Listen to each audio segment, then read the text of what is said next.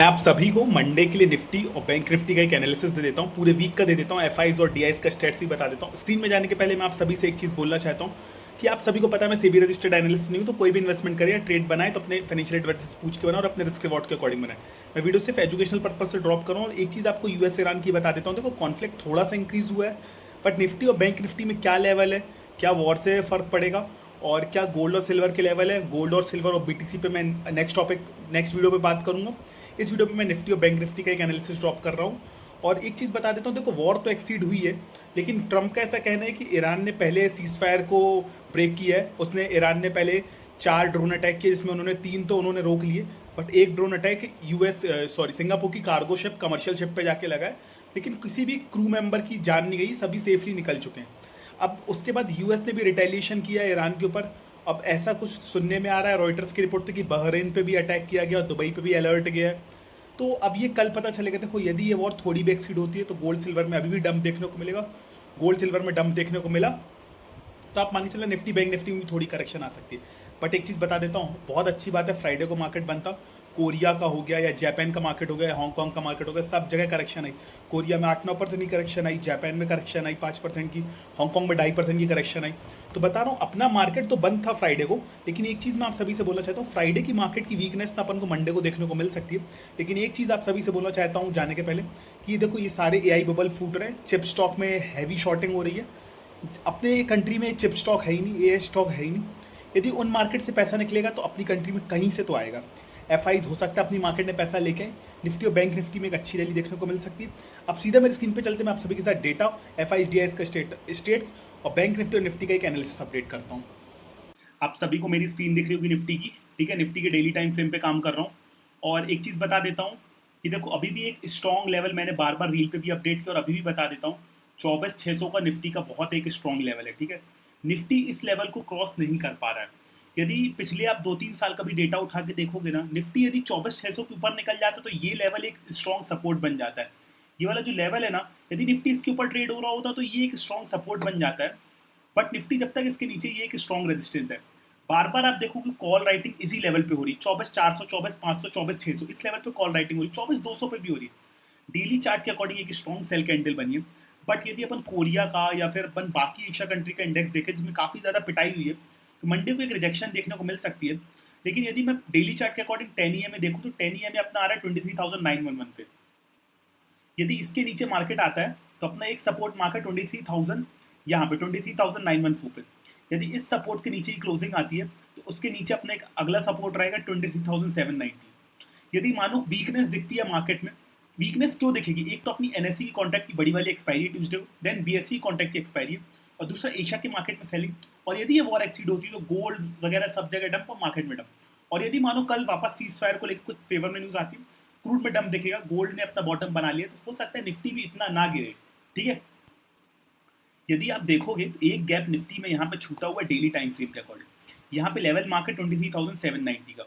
यदि pull back आता है ट्रेंड लाइन के नीचे तो अपना एक स्ट्रॉन्ग सपोर्ट है 23,651 का। इस सपोर्ट से एक विक छोड़ के हो सकता है फेक ब्रेकडाउन दिया जाए, लोअर लेवल की बात कर रहा हूँ, और यहाँ से वापस एक बाई की ट्रेड प्ले हो। बस निफ्टी में एक लेवल याद रखो 24,600।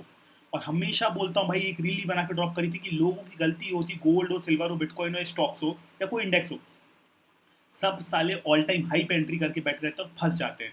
मार्केट में भी रैली बाकी है, जैसे जैसे चिप स्टॉक, एआई स्टॉक का बबल फूटेगा, अपने मार्केट में पैसा इन होगा, उन मार्केट से पैसा बाहर निकलेगा। लोग बोलते थे कोरिया का मार्केट ऊपर निकल गया, भाई एक चीज बोलता हूँ, कोरिया का मार्केट वापस नीचे आ गया, ठीक है।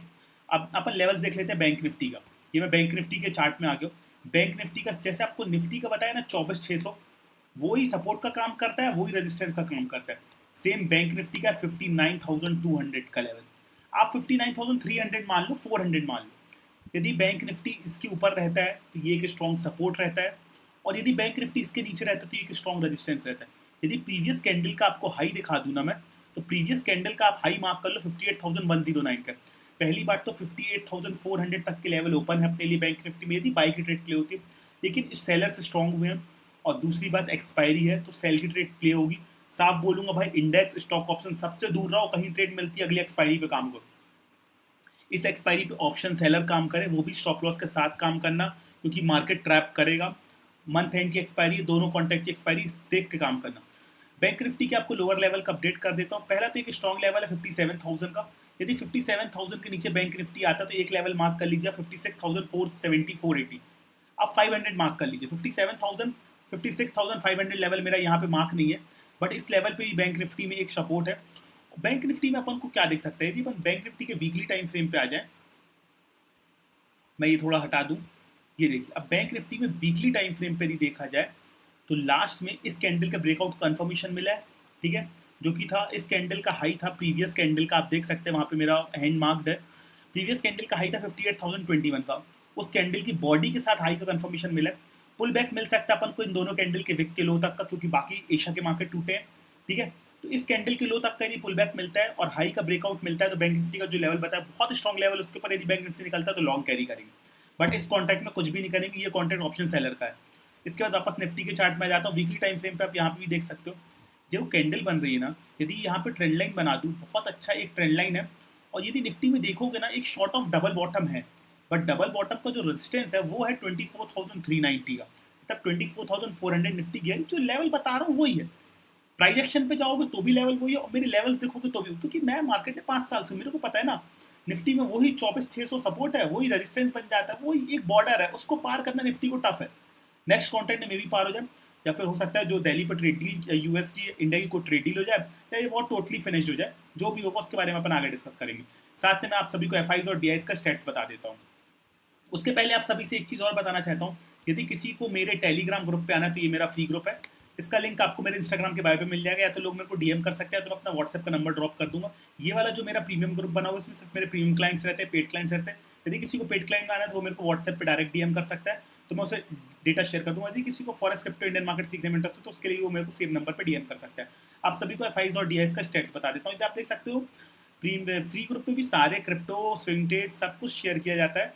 तो इस चीज़ को मैं आपको दिखा देता हूँ। उसके बाद मैं आप सभी को एक चीज़ दिखा देता हूँ कि एफआईज और डीआईज का स्टेट्स क्या था, ठीक है। आप देख सकते हो डीआईज ने लगभग नेट बाइंग करी है, फिर 5 एफआईज और डीआईज का स्टेट्स यहाँ पे ओपन हो चुका है। आप देख सकते हो कैश मार्केट में डीआईज ने लगभग 5,748 करोड़ की बाइंग करी है डीआईज ने, और एफआईज ने लगभग 400 करोड़ की बाइंग करी है, आप ऐसा मान के चलो, ठीक है। अब मंडे को मार्केट इस डेटा पे नहीं, मंडे को मार्केट एक्सपायरी के एक दिन पहले वाला सेशन रहेगा उस पर रिलेट करेगा, और जो फ्राइडे को बाकी एशिया की मार्केट में उसके अकॉर्डिंग मार्केट करेगा, और अभी संडे को क्या डिसीजन आता है उसके अकॉर्डिंग मार्केट चलेगा, ठीक है। सभी को मेरी ये नॉलेज कैसी लगती है कमेंट करके बताना, निफ्टी बैंक निफ्टी का एनालिसिस कैसा लगता है कमेंट करके बताना, और आपको नेक्स्ट किस टॉपिक पे वीडियो चाहिए ये भी कमेंट करके बताना। एक चीज आप सभी से और बोलना चाहता हूँ भाई, चैनल को ज्यादा ज्यादा सब्सक्राइब करो, और ना पता ये एनालिसिस ना आप ये जो लेवल्स बता रहा हूँ इन लेवल्स पे ट्रेड करो, पैसा बनेगा, पूरे हफ्ते पैसा बनेगा, बस थोड़ा सा एक्सपायरी को शिफ्ट हो जाओ, नेक्स्ट कॉन्ट्रैक्ट पे चले जाओ। सेलर्स के लिए भी लेवल्स दे दूंगा इंस्टाग्राम की स्टोरी में, यदि कोई ऑप्शन सेलर है निफ्टी या बैंक निफ्टी में ऑप्शन सेलिंग करना चाहता है उसके लिए लेवल्स में मंडे को ही अपनी स्टोरी पे अपडेट करूंगा। तो मेरे इंस्टाग्राम को जाके फॉलो कर लो, मेरे टेलीग्राम पे आ जाओ, फ्री ग्रुप पे आ जाओ, इंस्टाग्राम पे भी कम्युनिटी बनी हुई है, आ जाओ, व्हाट्सएप पे भी कम्युनिटी, सभी जगह कम्युनिटी बनी हुई है, जाके मेरे को फॉलो कर लो, यूट्यूब पे सब्सक्राइब कर लो। और यदि किसी को इंडियन फॉरेक्स या क्रिप्टो मार्केट या कमोडिटी मार्केट सीखने में इंटरेस्टेड है, ऑप्शन सेलिंग क्या होती है, हेजिंग क्या होती है, सब सीखने में इंटरेस्टेड है, तो मेरे को डीएम कर सकता है, इसके नीचे कमेंट कर सकता है, मैं उससे कनेक्ट कर लूंगा। तो मैं अपना डिस्क्रिप्शन में व्हाट्सएप का नंबर ड्रॉप कर रहा हूँ, वो मेरे को डायरेक्ट डीएम कर सकता है। और यदि किसी को पेड ग्रुप में आना है तो सेम नंबर पे मेरे को कर सकता है।